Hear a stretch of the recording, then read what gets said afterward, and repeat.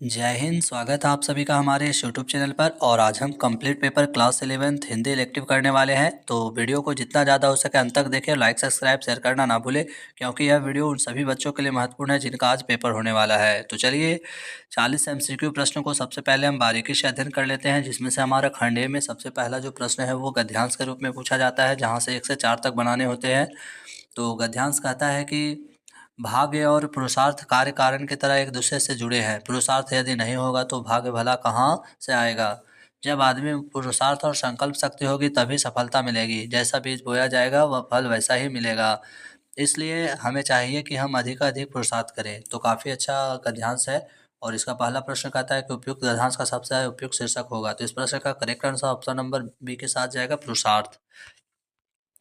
प्रश्न संख्या 2 कहता है मेरे प्यारे बच्चों कि किस वाक्य से यह अर्थ निकलता है कि कर्मानुसार ही फल मिलेगा। तो इस प्रश्न का जो करेक्ट आंसर होगा ऑप्शन नंबर किसके साथ चला जाएगा, सी के साथ चला जाएगा। जैसा बीज बोया जाएगा फल वैसा मिलेगा।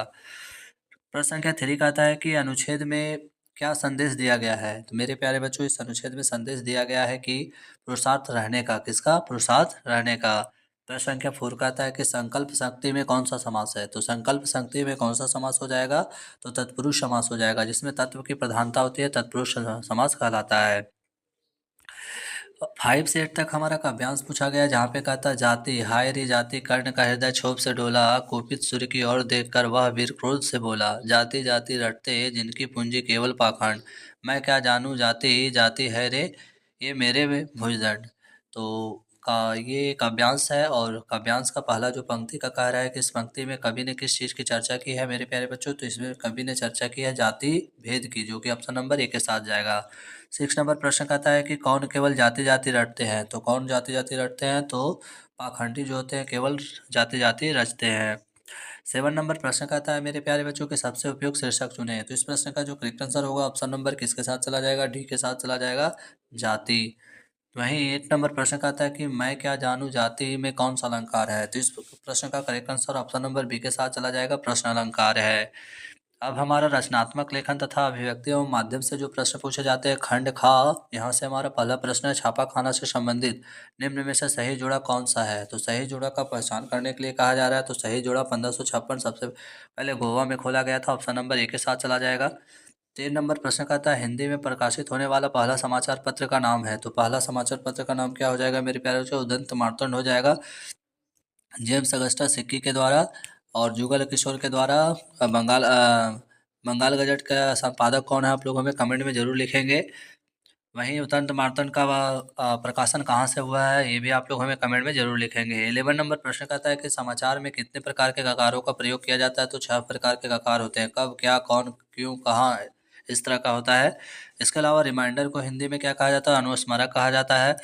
एक श्रव्य दृश्य माध्यम है, तो वो क्या हो जाएगा, श्रव्य दृश्य माध्यम हमारा क्या हो जाएगा, टेलीविजन हो जाएगा। श्रव्य माध्यम पूछा जाए तो रेडियो हो जाएगा। 12 नंबर प्रश्न कहता है कि किस प्रकार के पत्र व्यवहार में अभिनिवेदन यानी कि समापन भवदीय का प्रयोग होता है। तो इस प्रश्न का करेक्ट आंसर ऑप्शन नंबर किसके साथ चला जाएगा, एक के साथ, औपचारिक पत्र में।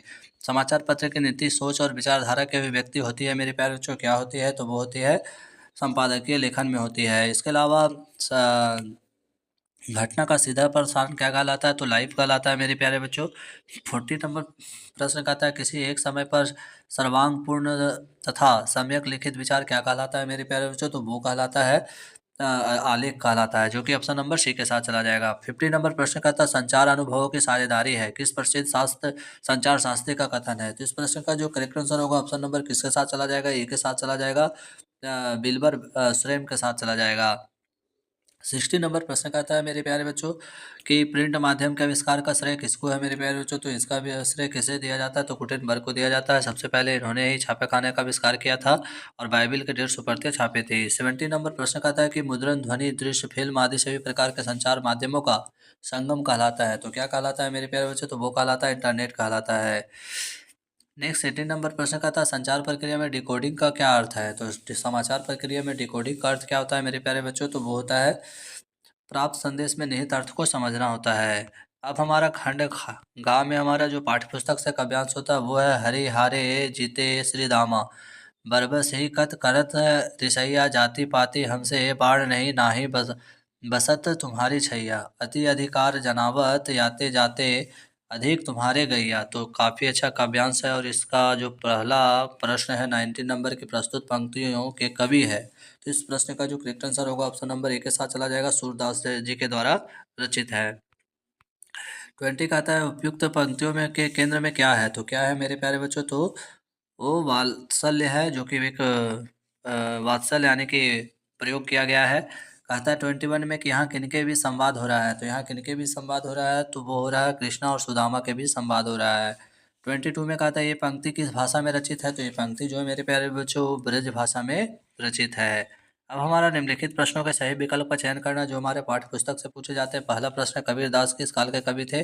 तो वो जो थे कबीरदास जो थे मेरे प्यारे बच्चों, वो हमारा भक्ति काल के कवि थे। ऑप्शन नंबर ए के साथ चला जाएगा। इसके अलावा निर्गुण धारा के कवि थे। 24 नंबर कहता है कि देव की रचना हंसी की चोट का छंद है। तो इसका जो करेक्ट आंसर होगा ऑप्शन नंबर सी के साथ चला जाएगा, सवैया है मेरे प्यारे बच्चों। 25 नंबर कहता है घर में वापसी कविता आधुनिक जीवन की किस समस्या में सामना कराती है। तो इसका जो करेक्ट आंसर होगा ऑप्शन नंबर किसके साथ चला जाएगा, ए के साथ चला जाएगा, गरीबी से संघर्षरत परिवार की समस्या। 26 कहता है कि जाग तुझको दूर जाना कविता क्या प्रेरणा देती है। तो इस प्रश्न का जो करेक्ट आंसर होगा डी के साथ चला जाएगा, मोह माया के बंधन में जकड़े मानव को जागने की, अपने लक्ष्य की ओर निरंतर आगे बढ़ने की, कठिनाइयों का सामना करने की। तो ऑप्शन नंबर डी के साथ चला जाएगा, इनमें से सभी। 27 नंबर प्रश्न का आता है कि बादल को घिरते देखा है कविता में किस महान कवि का जिक्र हुआ है। तो आप सभी को पता है कि कविता में जिक्र जो हुआ है कालिदास का हुआ है, जो कि ऑप्शन नंबर सी के साथ चला जाएगा, सी इसका करेक्ट आंसर होगा। अगला प्रश्न कहता है लिखित गद्यांश को ध्यानपूर्वक पढ़कर 28 से 31 तक सही विकल्प चुने। कितना सुंदर संचालन है, कितना सुंदर व्यवस्था, लाखों सिर एक साथ सिजदे में झुक जाते हैं, फिर सब के सब एक साथ खड़े हो जाते हैं, एक साथ झुकते हैं और एक साथ घुटने के बल बैठ जाते हैं।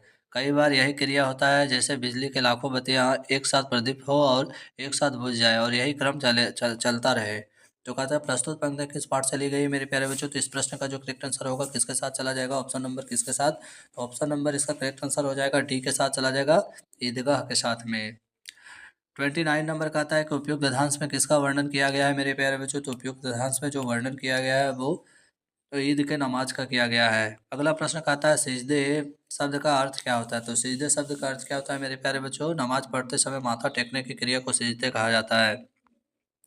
प्रस्तुत पंक्ति के लेखक पूछा गया तो इसका करेक्ट आंसर प्रेमचंद हो जाएगा, जो कि ऑप्शन नंबर सी के साथ चला जाएगा। अब निम्नलिखित प्रश्न जो हमारे पाठ्य पुस्तक के हैं वहां से कह रहा है कि दोपहर का भोजन शीर्षक पाठ में किस ऋतु का वर्णन हुआ है। तो इस प्रश्न का करेक्ट आंसर बी के साथ चला जाएगा, ग्रीष्म ऋतु का वर्णन हुआ है। 33 का था टॉर्च बेचने वाले पाठ में लेखक ने किस पर प्रहार किया है मेरे प्यारे बच्चों। तो लेखक ने प्रहार किया है आस्थाओं के बाजारीकरण पर प्रहार किया है। 34 का था गूंगे कहानी में लेखक ने किन लोगों को गूंगा बहरा कहा है। तो आप सभी को पता है कि इसका करेक्ट आंसर सी के साथ चला जाएगा, संवेदनशील लोगों को कहा है। अगला प्रश्न 35 का आता है कि खानाबदोश किस विद्या की रचना है मेरे प्यारे बच्चों। तो ये रचना हो जाएगा किसका, ये है सो कहानी है मेरे प्यारे बच्चों। 36 आता है कि जिस परिवार में माता पिता यानी कि जिस परिवार में पिता बौद्ध, माता ईसाई, बेटी मुसलमान और बेटा सत्यधर्मी हो वह परिवार एक आदर्श परिवार है। आदर्श परिवार के बारे में यह किनकी अवधारणा है। तो यह अवधारणा जो था मेरे प्यारे बच्चों किसके द्वारा दी गई थी। तो ज्योतिबा फुले के द्वारा दी गई थी। इसकी पत्नी का नाम क्या था, सावित्रीबाई फुले थे। इन्होंने गुलामगिरी पुस्तक लिखा था। इन्होंने किस समाज की स्थापना की थी, तो शोधक समाज की स्थापना की थी।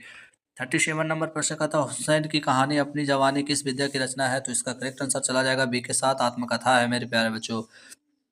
38 का था त्राल भागवन में संकलित हुसैन की कहानी अपनी जवानी में हुसैन के जीवन की किस अवस्था का वर्णन हुआ है मेरे प्यारे दोस्तों। तो वो बचपन और युवा का वर्णन हुआ है। ऑप्शन नंबर बी के साथ चला जाएगा।